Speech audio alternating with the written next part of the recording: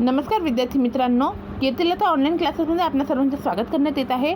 मागील पाठामध्ये आपण वर्णविचार हे बघितलेलं होतं. आता आपण मराठीची वर्णमाला आणि वर्णांचे प्रकार हे बघणार आहोत.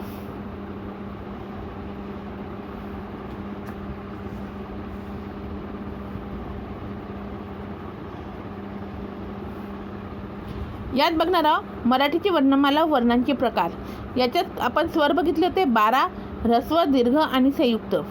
स्वरादी आहे. ऱ्हस्व पहा अ आणि छोटी ई, छोटा उ, रू, लू हे काय येणार आहे, हे ऱ्हस्व येणार आहेत. दीर्घ बघा आ, मोठी ई, मोठा उ हे दीर्घ स्वर आहेत.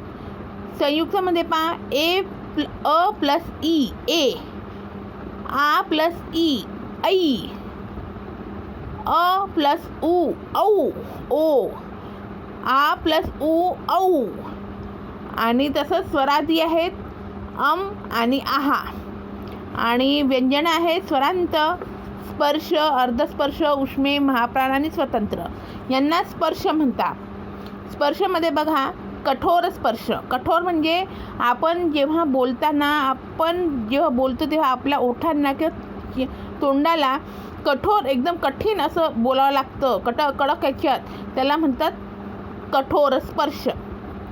जसे की क क ख है ना, क क ख ख च छ याला कसं जोर लावावा लागतो आपल्याला. आणि कडक शब्द आहेत ते कठीण. ट ठ त थ प फ यांना आपण कठोर स्पर्शामध्ये म्हणू. तर मृदूमध्ये काय येईल आहे, जे आपल्याला बोलायला सहज असतात त्यांना मृदू म्हणतात. ग घ ज छ ड ढ द ध ब भ हे अगदी मृदू वाटतात आपल्याला बोलायला. आणि अनुनासिक म्हणजे नाकातून बोलता येणारे. अंग, त्र, न, न, म यांना काय म्हणतात, अनुनासिक. म्हणजे यांचा उच्चार करताना आपल्या नाकातून जो आवाज येतो त्यांना अनुनासिक म्हणतात. याला म्हणतात अर्धस्वर. अर्धस्वर म्हणजे काय, य, र, ल, व हे यांना अर्धस्वर असे म्हणतात. कारण हे यांची जे लँग्वेज हे आहे शब्द तो पूर्ण स्वर नाही आहे. य प्लस अ, र प्लस अ, ल प्लस अ, व प्लस अ त्यांना अर्धस्वर असे म्हणतात.